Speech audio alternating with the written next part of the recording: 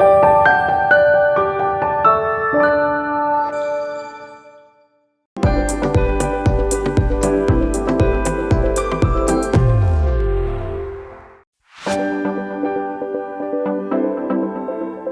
polynucleotide is very good for skin health. It's really a product or a treatment that can help with skin quality improvement, and I think that's where its strong point is.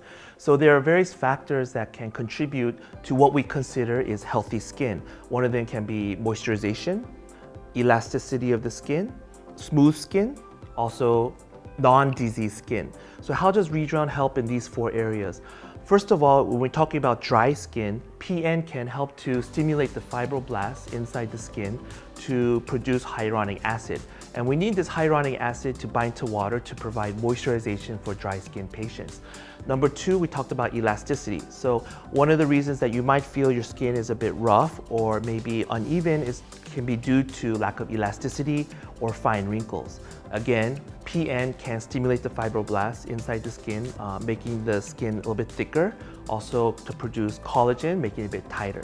The third factor that we talked about was the skin being rough, not smooth, and this can be due to lack of exfoliation or the dead skin cells that accumulate on the surface. And they accumulate there, yes, maybe due to lack of exfoliation, but the natural exfoliation process can happen when there's proper skin turnover. Every 28 days approximately, there should be new skin being formed at the bottom of the skin, moving to the top, dying and sloughing off. However, as you get older, or if your skin is not as healthy, that process can be longer. So by producing growth factors, polynucleotide can stimulate this turnover so that you can have this speeding up or maybe recovery of proper skin turnover to have smoother skin, and so the dead skin cells on the top can exfoliate. Lastly, something that's very important that a lot of people have a misconception about is they think they have dry skin and that's what's causing their roughness of their skin and their skin texture. However, their skin also feels oily, so they're confused. So most of these patients have a problem with their skin health in the sense of they might have a sensitivity issue like rosacea, dermatitis, eczema. These kind of conditions cause the skin to peel or flake. And when you feel that, it feels rough, it feels dry.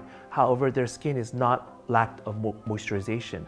So it's important to address that base problem. It's not a problem of putting more moisturization or moisturizers on the skin, but it's actually to reduce the inflammation that is causing this condition.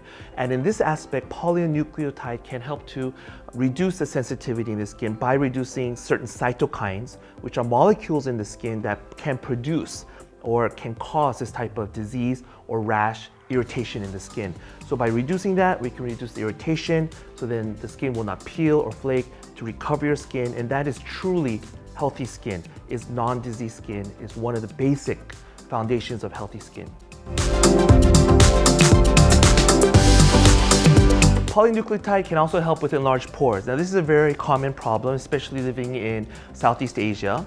And sometimes, first of all, what is the proper diagnosis? It could be just normal enlarged pores, but there's also scarring. And a lot of people come to me, patients come to me, they think it's just normal enlarged pores, when actually there's a scarring component to it, which can happen from previous acne, or maybe from multiple extractions done at home, or at many spas in Southeast Asia, I think do a lot of extraction. This can damage the skin and the pores, causing them to be deeper. And so as we know, scars are really different from just normal enlarged pores. But anyways, for enlarged pores, there are two reasons that we get large pores. One of them is overproduction of sebum, and secondly is the reduction of collagen.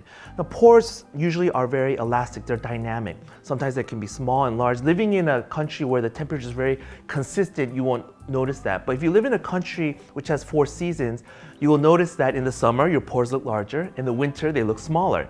And that's because the pores regulate the temperature of our body also. But here in Southeast Asia, it's quite consistent, and that's why it always looks the same. Anyways, so PN can help to stimulate collagen, which can enhance the elasticity, rehabilitate and bring that back. Secondly, it can help to reduce the sebum production inside the pores, which is one of the first causes of large pores, and that can help there. Now, what if it's a scarred pore, which is the case many of the time? Then if it's a scarred pore, as we know, PN can also help to repair the skin. This is DNA polynucleotide. So they're like the building blocks or Lego blocks of the skin. And so there's damage to the skin and we need some remodeling. So by stimulating the collagen, also through the repair pathway of DNA, it can help to heal the scarred pores also.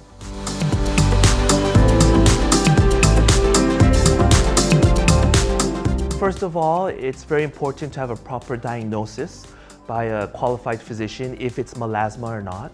Secondly, we have to acknowledge the fact that even the experts know that there's really very little understanding of melasma at this point right now.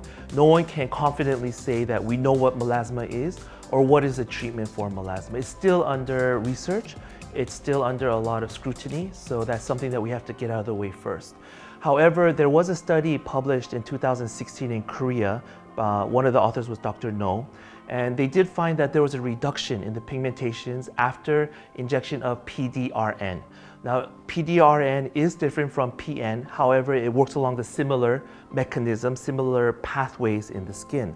And how it does it is that it reduces the molecules that stimulate the enzyme that produces the melanin in the skin. So some of these, they're complex words like TRP, MITF. These are certain enzymes and certain molecules that can stimulate the production of melanin, leading to melasma. In the study, it showed that after multiple injections of PDRN, that the amount of those molecules were reduced, and that helped to improve on the pigmentation in the skin. Now, that is not melasma. However, there are similarities to certain pigmentations and melasma. So there is the potential, I think, for PN to be able to help with the treatment of melasma. And one important thing also is that we have to be careful about safety. And when we do lasers or other treatments for melasma, it's the safety profile that is a big issue, because there are a lot of cases of PIH where the pigmentation will get even darker afterwards, or hypopigmentation after multiple lasers, for example, where you'll develop white spots. These can be very stubborn, and in the case of hypopigmentations can be permanent. However, with injection of PN, we don't have to worry about these types of complications or side effects. So if we can use these PN or PDRN in combination with some treatments, there's possibility of further advancement, I think, in melasma treatment.